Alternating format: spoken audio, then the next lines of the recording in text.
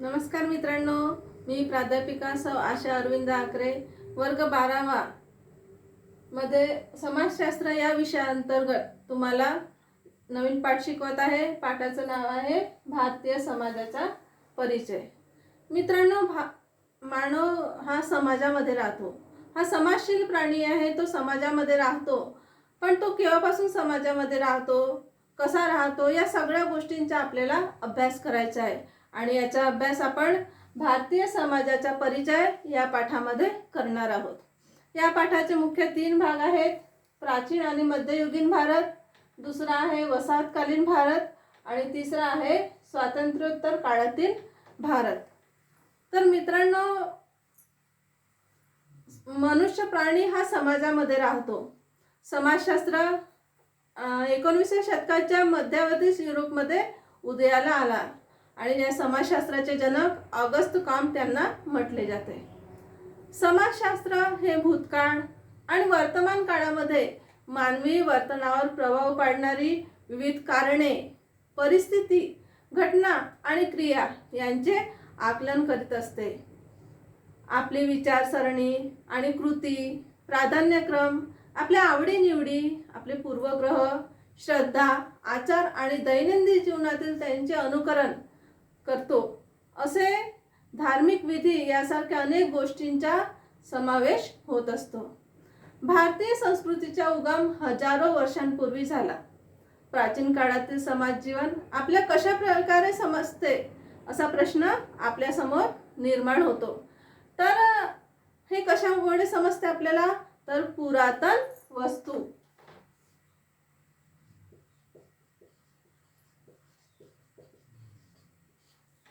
मित्रांनो, या पुरातन वस्तू म्हणजे काय? तर प्राचीन काळातील समाज जीवन समजून घेण्याच्या जर आपल्याला इच्छा असेल, आपल्याला शिकायचं असेल, तर प्रमुख स्रोत आहे पुरातत्वज्ञ आणि इतिहास संशोधकांनी शोधून काढलेल्या पुरातन वस्तू. त्याखेरीज प्रवास वर्णने, एखाद्या घटनेच्या प्रत्ययदर्शनी केलेल्या नोंदी, चरित्र ग्रंथ, साहित्य, कोरलेले किंवा लिखित राजज्ञा, दरबारी दप्तरे यासारखे लिखित पुरावे उपलब्ध असतात.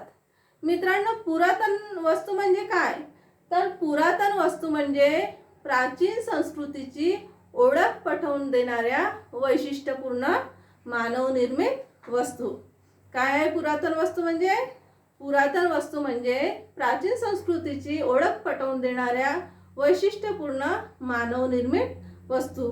ज्याच्यात आपल्याला उदाहरण देता येईल, जसे आधीच्या काळातील हत्यारे आणि अवजारे, भांडी, त्यांचे दागदागिने, वेगवेगळ्या कलावस्तू, शिल्पे, उत्खनित वस्तू, चित्रे, त्यांची दफनस्थळे आणि समाधी स्थळे, नाणी, सशस्त्रे, अशा अनेक पुरातन वस्तू आपण यांचा शोध घेतो आणि त्यानुसार आपल्याला समाजशास्त्राची ओळख होत असते.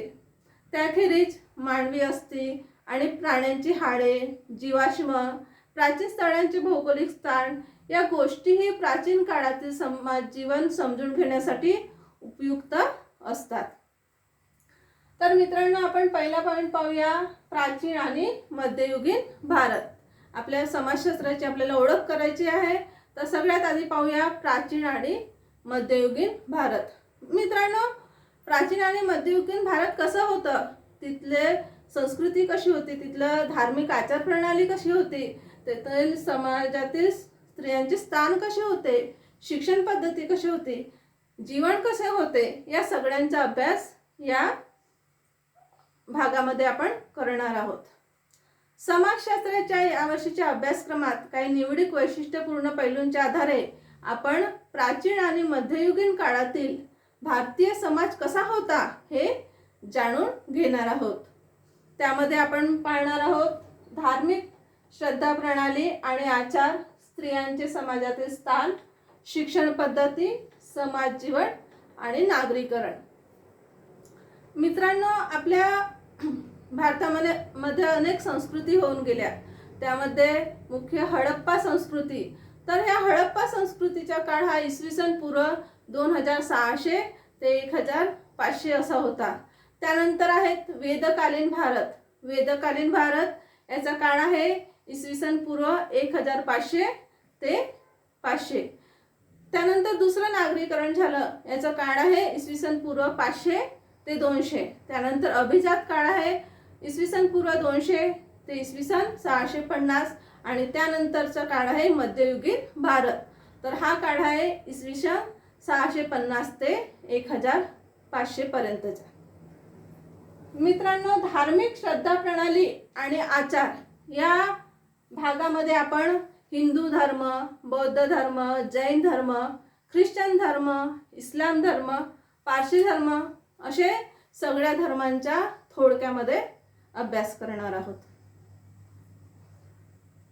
हडप्पा संस्कृतीच्या उत्खननातून मातीच्या विविध पुरुष आणि स्त्री मूर्ती मिळालेल्या आहेत. त्या देवतांच्या मूर्ती आहेत असे सर्वसाधारणपणे समजले जाते. मित्रांनो, आपल्याला जर आपल्या समाजाचा अभ्यास करायचा असेल तर त्यासाठी उत्खनन केले जाते आणि त्या उत्खननातून अनेक पुरुष आणि स्त्रियांच्या मूर्त्या निघालेल्या आहेत आणि त्या मूर्त्या देवतांच्या आहेत असे सर्वसाधारणपणे समजले जात आहे. आणि त्यानंतरच्या संस्कृतीमध्ये सूर्य, पर्जन्य, जल, वादळ अशा अनेक नैसर्गिक घटकांच्या देवता स्वरूप मानून त्यांची प्रार्थना केली गेली. त्यानंतर इंद्र, अग्नी यासारख्या देवांना महत्त्व प्राप्त झाले. हिंदू जीवन पद्धतीच्या संदर्भातील श्रद्धा प्रणाली आणि धार्मिक आचार यांची माहिती अनेक वैदिक ग्रंथातून आपल्याला मिळत असते. आपल्या आजूबाजूला वातावरणामध्ये रामायण, महाभारत आणि भगवद्गीता हे ग्रंथ आपण पाहतो. त्याच्यामध्ये हिंदू संस्कृतीची माहिती आपल्याला मिळत असते. त्यातील काही लिखित स्वरूपाचे ग्रंथ असतात तर काही मौखिक परंपरेने जपलेले असतात. त्यामध्ये वेदसंहिता, उपवेद, वेदांगे, ब्राह्मण ग्रंथ, अरण्यके आणि महाकाव्ये ही आहेत. आता हे वैदिक संस्कृती केव्हापासून झालेली आहे? या वैदिक संस्कृतीचा काळ किती आहे? तर मित्रांनो, ही जी वैदिक संस्कृतीचा काळ आहे हा 2 भागामध्ये विभागला गेलेला आहे. पूर्व वैदिक संस्कृती इसवी सन पूर्व सुमारे 1500 ते 1000 वर्षे आहे आणि उत्तर वैदिक संस्कृती इसवी सन पूर्व सुमारे 1000 ते 500 वर्ष इतका आहे. पुराणे आणि धर्मशास्त्रावरील ग्रंथांमधून हिंदूंच्या आचार पद्धतीचे आणि समाजातील वर्तनाच्या नियमाचे वर्णन केलेले आहे. हे नियम कर्म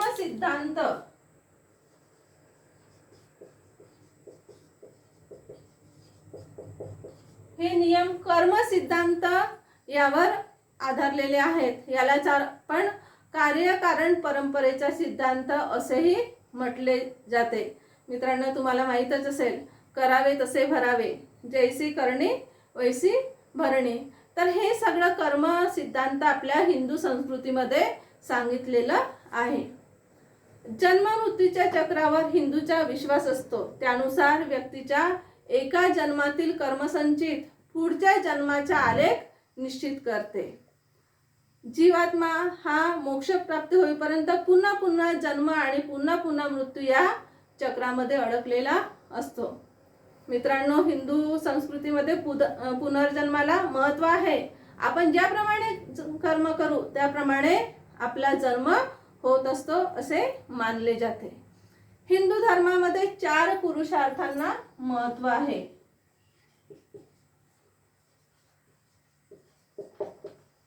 हे 4 पुरुषार्थ कोणते आहेत? तर पहिला आहे धर्म, दुसरा आहे अर्थ, तिसरा आहे काम आणि चौथा आहे मोक्ष. मित्रांनो, हिंदू धर्मामध्ये 4 पुरुषार्थांना महत्त्व आहे आणि ही 4 पुरुषार्थ कोणते आहेत?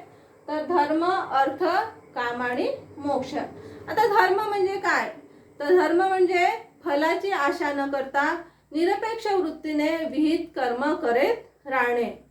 आपल्या सगळ्यांचा धर्म आहे की कोणत्याही फळाची अपेक्षा करायची नाही, याच्यानंतर आपल्याला काय फळ मिळेल याचा विचार करायचा नाही आणि निरपेक्ष वृत्तीने आपण कर्म करत राहायचं, हा आपल्या हिंदू धर्मामध्ये सांगितलेलं आहे. त्यानंतर दुसरा आहे अर्थ. अर्थ म्हणजे काय, तर विहित मार्गाने संपत्ती मिळविणे. मित्रांनो, प्रत्येकाला अर्थाशिवाय म्हणजे पैशाशिवाय जीवन जगता येत नाही, पण आपल्या प्राथमिक गरजा भागवणे तेवढेच महत्त्वाचं असते. पण हे प्राथमिक गरजा भागवण्यासाठी अर्थ कमवायचा तर चांगल्या आणि वाईट मार्गाने सुद्धा कमवलं जाते. पण जे वाईट मार्गाने अर्थ कमवले जाते म्हणजे वाईट मार्गाने जो पैसा कमवला जातो हा आपल्याला अधोगतीकडे नेत असतो. म्हणून आपल्या हिंदू धर्मामध्ये सांगितलेलं आहे की विहित मार्गाने संपत्ती मिळविणे म्हणजे चांगल्या मार्गाने, कष्टाने, मेहनतीने आपण संपत्ती मिळवायला हवी. त्यानंतर तिसरा आहे काम. विहित मार्गाने शारीरिक सुखाची आणि आनंदाची प्राप्त करून घेणे. आणि चौथा आहे मोक्ष. मोक्ष म्हणजे काय, तर जन्ममृत्यूच्या फेऱ्यातून सुटका मिळवण्याचे आयुष्यातील परमोच्च ध्येय आहे. हिंदू धर्मामध्ये मोक्षासाठी प्रयत्न केले जाते की माझा जन्म झाला पण हा जन्म पुन्हा पुन्हा होऊ नये, पुन्हा पुन्हा या जन्मांमध्ये दुःख आपल्याला सहन करावे लागू नये, म्हणून मोक्षासाठी प्रयत्न केले जाते. वैदिक काळातील समाज हा व्यवसायधिष्ठित सामाजिक वर्ण पद्धतीच्या बाबतीत ताठर नव्हता. मात्र काही काळाने वर्ण पद्धतीत अधिकाधिक ताठर सीमा निर्माण झाल्या आणि जीवन व्यवस्था निर्माण झाली आणि तिचे रूपांतर उच्च नीचतेच्या स्तरांमध्ये विभागलेल्या रचनेत झाले. पुरोहित वर्गाचे वर्चस्व असलेल्या आणि पवित्र आणि अपवित्र या कल्पनांवर आधारलेल्या जाती व्यवस्थेत स्तरांची उतरण खोलवर रुजत गेली. याचा अर्थ जातीच्या अंतर्गत विवाहाची सक्ती, धार्मिक आचार विधींना प्रमाणबाहेर महत्त्व आणि जातींमधील सीमा अत्यंत कडक होत गेल्या. मित्रांनो, धर्म आणि मृत्यू यामध्ये पवित्र आणि पवित्र यांना महत्त्व दिले गेले. तर पवित्र म्हणजे काय, जे आपण चांगले करतो त्याला पवित्र म्हणतात आणि जे आपण वाईट कर्म करतो त्याला अपवित्र मानले जाते. त्यानंतर आपण पाहूया जैन धर्मामध्ये श्रद्धा प्रणाली कशी होती आणि त्यांचे आचार कसे होते. तर जैन धर्मामध्ये महावीर, वर्धमान आणि गौतम बुद्ध यांनी वेद प्रामाण्याला आणि पुरोहितांच्या वर्चस्वाला विरोध करणाऱ्या नवीन तत्वज्ञानाची शिकवण त्यांनी लोकांना दिले. महावीर, वर्धमान आणि गौतम बुद्ध हे अतिशय बुद्धिशाली व्यक्तिमत्व होते आणि त्यांनी तत्वज्ञानाची शिकवण लोकांना दिली. त्यांचे तत्वज्ञान भारतीय परंपरेत बौद्ध धर्म आणि जैन धर्म म्हणून रूढ झाले.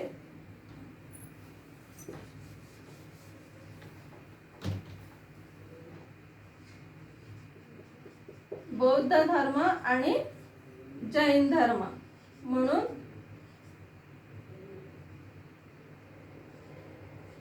त्यांचे तत्वज्ञान समाजात रूढ झाले. जैन परंपरेत एकूण 24 तीर्थंकर होते आणि या 24 तीर्थंकरांमध्ये महावीर, वर्धमान महावीर हे 24वे तीर्थंकर होते. वर्धमान महावीर हे 24वे तीर्थंकर होते. बौद्ध धर्मामध्ये त्रिपिटक किंवा त्रिपिटक हे बौद्ध धर्माचे पवित्र ग्रंथ आहे.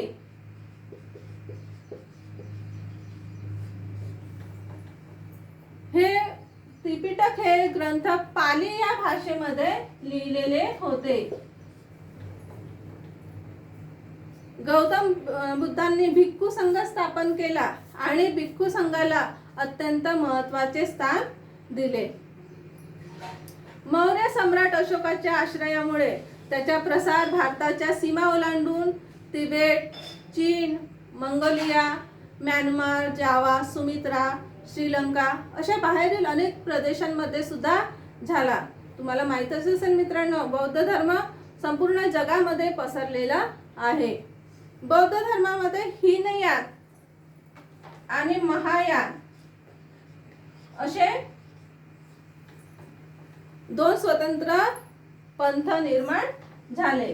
कोणते? हीनयान आणि महायान. आणि जैन धर्मामध्ये सुद्धा दिगंबर आणि श्वेतांबर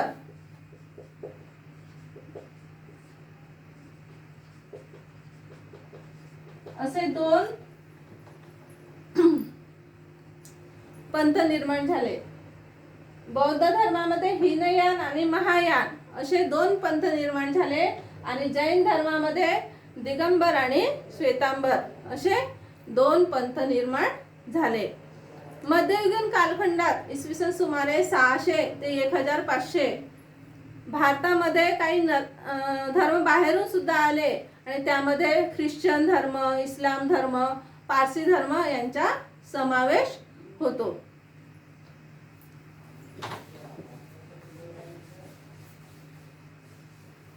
आता इसवी सनाच्या पहिल्या शतकात येशू ख्रिस्त यांचे शिष्य सेंट थॉमस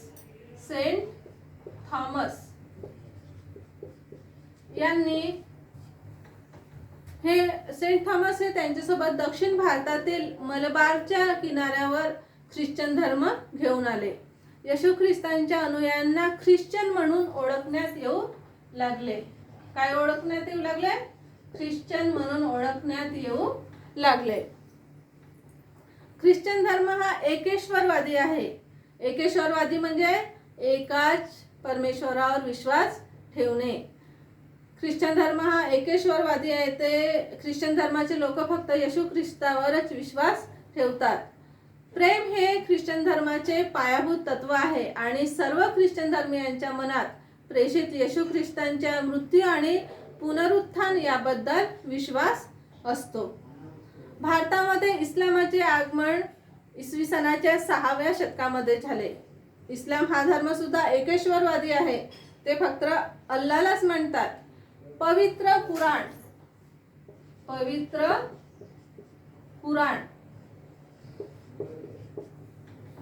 हा या इस्लामाच्या धर्म श्रद्धा प्रणालीचा स्रोत आहे. दिल्लीच्या इस्लामिक सत्तांनी एक मोठे साम्राज्य उभे केले आणि 5 मुस्लिम राज्यघराण्यांनी दिल्लीमधून सुमारे 320 वर्षापर्यंत राज्य केले. या 5 मुस्लिम घराण्यामध्ये पहिला आहे मामलूक घराणे, त्यानंतर दुसरा आहे खिलजी घराणे, तिसरा आहे तुघलक घराणे, चौथा आहे सय्यद घराणे आणि 5वा आहे लोधी घराणे. 5वा काय आहे? लोधी घराणे. कोणत्या 5 घराण्यांनी राज्य केल्या? मामलूक घराणे, खिलजी घराणे, तुघलक घराणे, सय्यद घराणे आणि लोधी घराणे या 5 घराण्यांनी राज्य केले. त्यानंतर पाहू आपण शीख धर्म. तर शीख धर्माचा उदय 15व्या शतकामध्ये झाला आणि गुरु नानक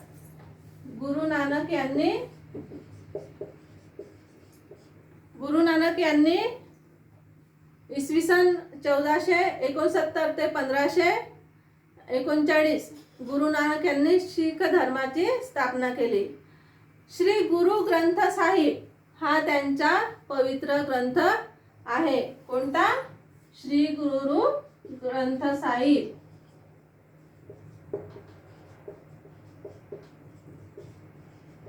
हा शीखांचा पवित्र ग्रंथ आहे.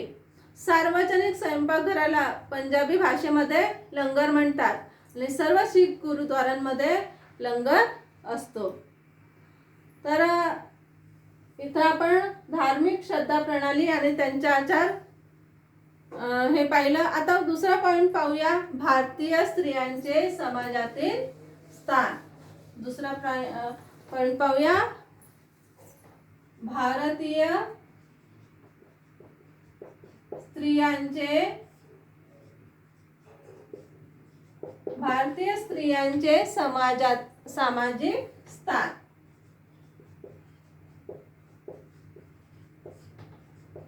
या भारतीय स्त्रियांचे समाजामध्ये काय स्थान होते, त्यांना किती महत्त्व होते, हे या पॉइंट मध्ये आपण पाहूया. पूर्ववैदिक काळातील स्त्रियांचे सामाजिक स्थान तुलनेने आर्थिक उच्च दर्जाचे होते, परंतु त्यांना पुरुषांच्या बरोबरीने दर्जा नव्हता. पहा मित्रांनो, पूर्ववैदिक काळामध्ये स्त्रियांचे जे सामाजिक स्थान होते हे उच्च दर्जाचे होते, परंतु त्यांना पुरुषांच्या बरोबरीने दर्जा नव्हता. त्या काळी पितृप्रधान समाज व्यवस्था होती, म्हणजे सर्व व्यवहार हा पित्याच्या हातात असायचा. पित्याची सत्ता हा मुलाला मिळायची आणि पिता किंवा पुरुषच हा त्या घरचा कार्यकर्ता असायचा. म्हणजे अशा प्रकारे पितृप्रधान समाज व्यवस्था होती. पूर्ववैदिक काळातील स्त्रियांना वेदांचे शिक्षण घेण्याची मुभा होती. त्यांना वेदांचे शिक्षण दिले जात होते. त्यांना उपनयन संस्कारांचा सुद्धा अधिकार होता.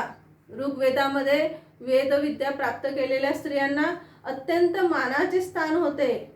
सत्यवधू आणि ब्रह्मवादिनी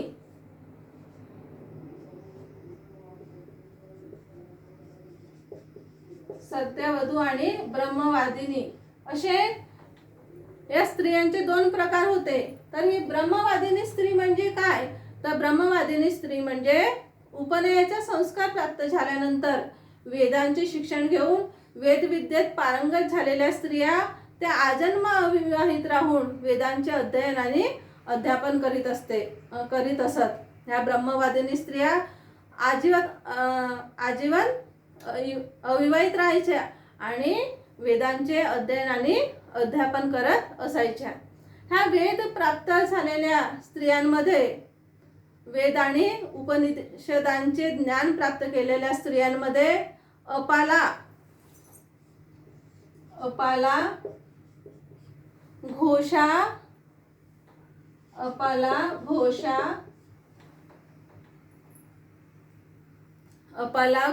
लोपमुद्रा, गार्गी, मैत्रेयी अशा काही पंडित विशेष नावाजलेल्या स्त्रिया होत्या. स्त्रियांना आयुष्याचे जोडीदार स्वतः निवडण्याची मुभा होती. तुम्ही पाहत असाल मित्रांनो, रामायण आणि महाभारतामध्ये सुद्धा, रामायणामध्ये स्त्रीने सीताने स्वतःचा जोडीदार स्वतः निवडला होता. महाभारतामध्ये सुद्धा द्रौपदीने स्वतःचा जोडीदार अर्जुन हे स्वतः निवडलेला होता. तर ज्या स्त्रियांना आयुष्याचा जोडीदार स्वतः निवडण्याची मुभा होती. उत्तर वैदिक काळात स्त्रियांच्या सामाजिक दर्जा हा घसरत गेला. पूर्व वैदिक काळात स्त्रियांना महत्त्व होते, पण उत्तर वैदिक काळात मात्र स्त्रियांचा सामाजिक दर्जा घसरत गेला. कुटुंब पद्धती, पितृप्रधान असणे आणि संपत्तीच्या वंशावळीचा वारसा हा पित्याकडून पुत्राकडे जाणे ही पूर्वापार प्रथा आणखी खोलवर रुजली.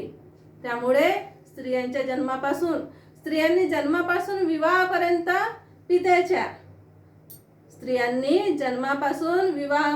पित्याच्या, विवाहापासून पतीच्या मृत्यूपर्यंत पतीच्या आणि पतीच्या मृत्यूनंतर पुत्राच्या आज्ञेत राहावे असा दंड घातला गेला.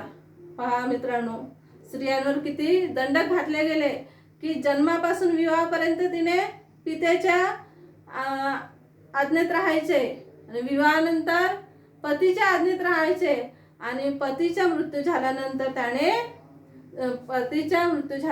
तिने पुत्राच्या आज्ञेत राहावे असा दंड घातला गेला. मध्ययुगामध्ये भारतीय स्त्रियांचे सामाजिक स्थान अधिक घसरणीला गेले. स्त्रियांच्या स्वातंत्र्यावर अनेक निर्बंध लादले गेले. तिला जन्मभर पुरुषांवर अवलंबून राहणे भाग पाडू लागले. वैदिक काळामध्ये विधवा पुनर्विवाहाला मान्यता होती, परंतु मध्ययुगामध्ये ते पूर्णतः निषिद्ध केले गेले. बालविवाह, सती प्रथा, पडदा पद्धती, देवदासी यासारख्या परंपरा या गोष्टींमुळे स्त्रियांचे शोषण होत राहिले. पितृप्रधान पद्धतीवर आधारलेली एकत्र कुटुंब पद्धती, बहुपत्नीकत्व आणि बालविवाह अशा प्रथांमुळे स्त्रियांच्या व्यक्तिविकासाच्या वाटा बंद झाल्या. स्त्रियांना जे महत्त्व आधी प्राप्त होते ते महत्त्व हळूहळू कमी होऊ लागले. अशा प्रकारे भारतीय स्त्रियांचे समाजातील स्थान आधी उच्च दर्जाचे होते, पण ते हळूहळू पितृप्रधान संस्कृतीमुळे खाली खाली येऊ लागले. त्यानंतर पाहूया आपण शिक्षण पद्धती.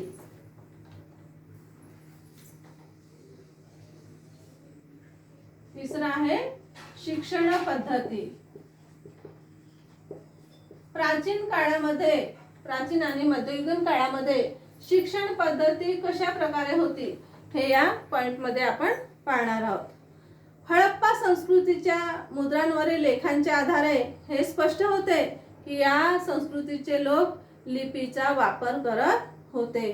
हडप्पा संस्कृतीचे उत्खनन झाले आणि त्यामध्ये ज्या मुद्रा आणि लेख मिळाले त्यावरून असे स्पष्ट होते की प्राचीन आदी आणि मध्ययुगीन काळामधील लोक हे लिपीचा वापर करत होते. वैदिक काळात वैदिक ग्रंथाचे अध्यापन केले जाई. वैदिक साहित्य हे संस्कृतमध्ये होते. यजुर्वेदामध्ये स्त्रियांसह सर्व वर्गातील व्यक्तींच्या शिक्षणाचा हक्क मान्य केलेला आहे. अथर्ववेदामध्ये प्रत्येक व्यक्तीला शिक्षणाचा हक्क असल्याचे म्हटले आहे. वैदिक शिक्षणासाठी गुरुकुलात प्रवेश करण्यापूर्वी ब्राह्मण, क्षत्रिय आणि वैश्य या वर्णातील विद्यार्थ्यांवर उपनयनाचा संस्कार होणे आवश्यक होते. पहा, वैदिक काळामध्ये गुरुकुलात प्रवेश करण्यासाठी कोणाला मान्यता होती? ब्राह्मण, क्षत्रिय आणि वैश्य, आणि त्यांच्यावर उपनयन संस्कार होणे आवश्यक होते. जोपर्यंत त्यांचे वास्तव्य गुरुगृही असे तोपर्यंत त्यांना ब्रह्मचार्याचे पालन करावे लागेल. मौखिक पठनाच्या पद्धतीने विद्यार्थी वेदांमधील ज्ञान मुखोद्गत करत असत. तल्लख बुद्धी आणि व्यक्तिमत्व यांचे विकास ही या शिक्षणाची दुहेरी उद्दिष्ट होती. सत्यावर आधारलेले आचरण, विध कर्तव्याचे पालन, गुरु आणि मातापिता यांच्या प्रती निष्ठा, अतिथी सेवा, श्रद्धा आणि औदार्य या गुणांना महत्त्व होते. क्षत्रिय प्रशासन आणि युद्धनीतीचे शिक्षण घेत, शूद्र आणि पशुपालनाचे शिक्षण घेत होते. ब्राह्मण सुद्धा चारी वेदांवर प्रभुत्व मिळवेपर्यंत गुरुगृहीच राहत असत आणि वेद काळात ज्ञाननिर्मिती, ज्ञानसंवर्धन आणि पुढील पिढ्यांकडे ज्ञानाचे हस्तांतरित करण्याचे काम ऋषीमुनी आणि द्रष्टया व्यक्तीने केले. ब्रह्मतत्वाचे ज्ञान प्राप्त झालेले म्हणून त्यांना ब्राह्मण असे म्हणत. ब्राह्मण कोणाला म्हणत होते? ज्यांना ब्रह्मतत्वाचे ज्ञान प्राप्त झालेले आहे त्यांना ब्राह्मण असे म्हटले जाईल. गौतम बुद्धांच्या काळात भारतात अनेक ठिकाणी बौद्ध संघ स्थापन झाले. सतत भ्रमण करणाऱ्या भिक्खूंना पावसाळ्यात राहण्यासाठी ठिकठिकाणी वर्षावास बांधले आणि हे भिक्खू पावसाळ्यामध्ये या वर्षावासामध्ये राहत असत. भिक्खूंच्या वास्तव्यासाठी बांधलेल्या या स्थानांना त्यानंतर विहार असे म्हटले जात होते. या वर्षावासाला समोर काय? विहार असे म्हटले जात होते. या विहारामधून पुढे बौद्ध भिक्खूंना शिक्षण देणारी केंद्रे उभी राहिली. काही काळाने गौतम बुद्धांनी या संघामध्ये स्त्रियांना प्रवेश देण्यासही परवानगी दिली होती. दीक्षा घेऊन संघात प्रवेश करणाऱ्या स्त्रियांना भिक्खुनी असे म्हटले जात होते. ज्या स्त्रिया शिक्षण घेत होत्या आणि या संघामध्ये प्रवेश करत होत्या यांना भिक्खुनी असे म्हटले जात असत. संगम काळातील शिक्षण व्यापक होते. ते धर्म, जात या गोष्टीवर अवलंबून नव्हते. व्याकरण, काव्य, गणित, खगोलशास्त्र आणि ललित कला आणि स्थापत्य हे अभ्यासाचे विषय होते. त्या काळामध्ये कोणते विषय शिकवले जात होते? व्याकरण, काव्य, गणित, खगोलशास्त्र आणि ललित कला.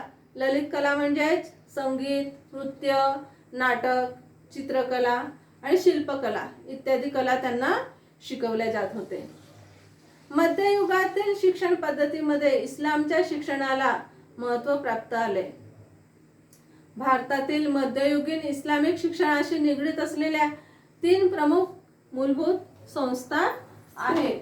या 3 प्रमुख मूलभूत संस्था आहेत. पहिला आहे मक्ताब, दुसरा आहे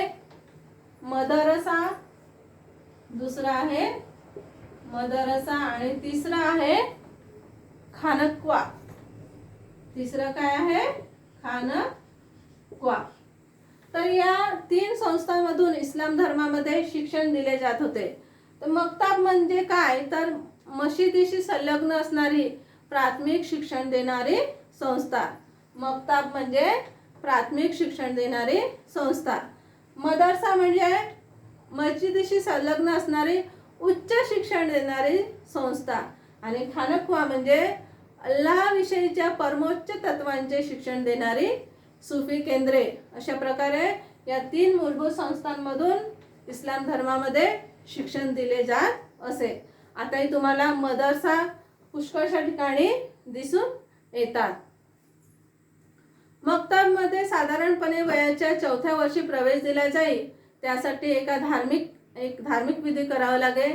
या टप्प्यावर वाचन, पठण, लेखन आणि अंकगणित या विषयाच्या अध्ययनावर भर दिला जाईल. वयाच्या साधारण 7व्या वर्षी कुराणाच्या अध्ययनास सुरुवात होत असे. मदरसामध्ये कुराण आणि त्याचे स्पष्टीकरण करणारे ग्रंथ वाचन आणि त्यांच्या खगोल अर्थ समजावून घेणे यावर भर असे. त्याखेरीज शेती, हिशोब, ज्योतिष्य, खगोलशास्त्र, इतिहास, भूगोल आणि गणित, इस्लाममधील कायदे कानून आणि न्यायव्यवस्था तसेच प्रशासन यासारखे व्यवहार विषयक विषयी शिकवले जात होते. मुलींचे शिक्षण हा पिता किंवा कुटुंबातील वडीलधाऱ्या पुरुषांच्या व्यक्तिगत मामला असल्याचे मानले जात होते. मुस्लिम कुटुंबातील स्त्रियांना घरच्या घरी राहूनच खाजगी शिक्षकाकडून शिकण्याची परवानगी दिली जात असे. वडील जर शिकवण्यास तयार असले तेव्हाच या मुस्लिम स्त्रियांना शिक्षण घेता येत होते आणि तेही फक्त घरच्या घरी राहूनच. मध्ययुगातील समाजात मुलींच्या शिक्षणाची एकूण स्थिती ही दयनीय होती. मध्ययुगीन समाजामध्ये स्त्रीला इतकं खूप विशेष शिक्षणाला महत्त्व दिले जात नव्हते. त्यानंतर पाहूया आपण समाज जीवन प्राचीन आणि